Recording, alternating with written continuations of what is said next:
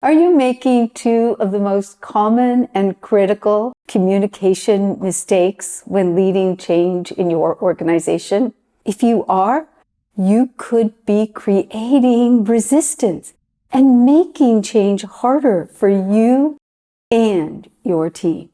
So stay tuned to discover what those two critical and common communication mistakes are, why they can sabotage your change efforts, and what you can do to avoid them.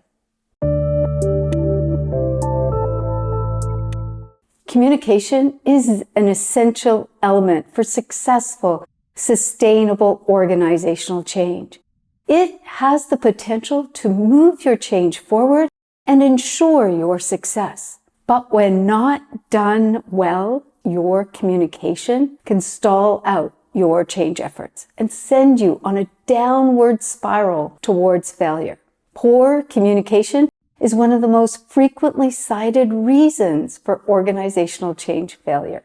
Making these two common and critical mistakes is one reason communication hurts instead of helps your change efforts. Mistake number one, too little information. Mistake number one results in people not having enough of the right type of information at the right time from the right person to navigate their change process. And mistake number one often gets made with the best of intentions. When I ask leaders, why are they not communicating? I hear very valid reasons. The information is confidential, so we couldn't say anything. We didn't want to raise anxiety. We hadn't finalized all of the plans. There was no new information to tell. There just wasn't enough time. These are all valid reasons, but a little misguided when you understand the human dynamics of change. Let me be clear. I'm not suggesting you violate confidentiality, disclose information that would jeopardize the change itself, as in the case of a merger, or tell everyone everything. And we'll talk more about that when we talk about mistake number two. However, you need to recognize that you are still communicating even when you say nothing. Your team, employees, colleagues, all of us are observant, and we're very attuned to the rhythm of the organization and what is happening. And so even when we're not communicating, we may see things like there are more meetings, there's some different people in the office, or they can feel a general sense that something is up.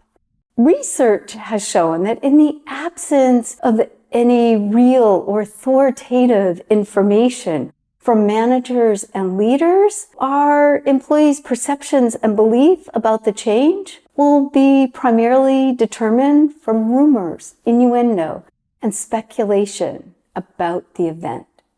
So to avoid mistake number one, the first thing to do is to keep in mind the primary purpose of communication during change. And that is to help prepare and support people to move through the change process and navigate their white space. The second action that you can take to avoid mistake number one, decide what you can talk about and fill any information voids actively and as quickly as possible with real, timely, and accurate information. That includes even when you think there's no new information. I did a video on what to say when you think you have nothing to say during change. I'll put the link to it in the show notes below. Mistake number two, too much information or the wrong type of information.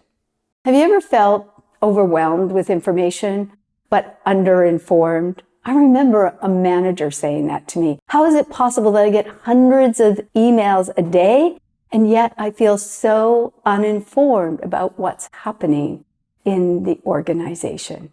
If that's you, then you've probably been on the receiving end of that second communication mistake.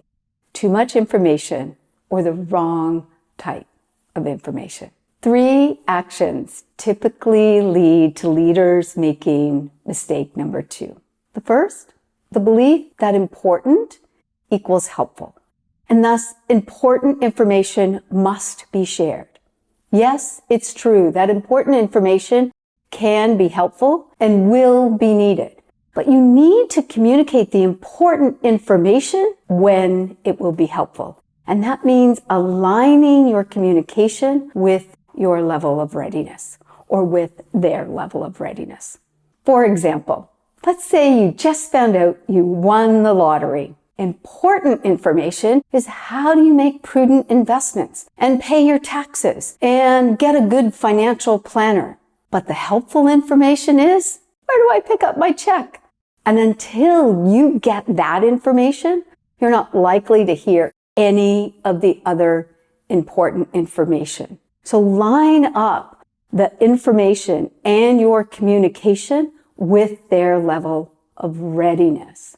The second action that results in mistake number 2, too much reliance on passive communication. So far, we've talked as if communication is simply the giving of information. It's not. Giving information is just that, giving people information. Communication, especially during change, requires 2 separate but related actions. The first, sharing information.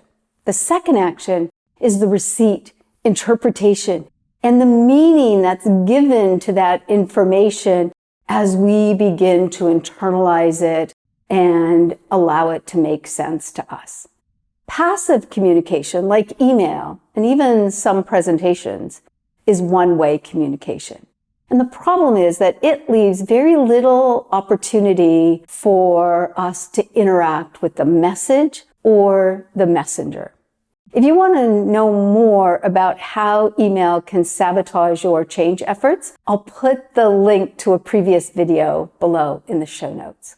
The risk of relying on passive communication is that you lose control of the message and the messenger.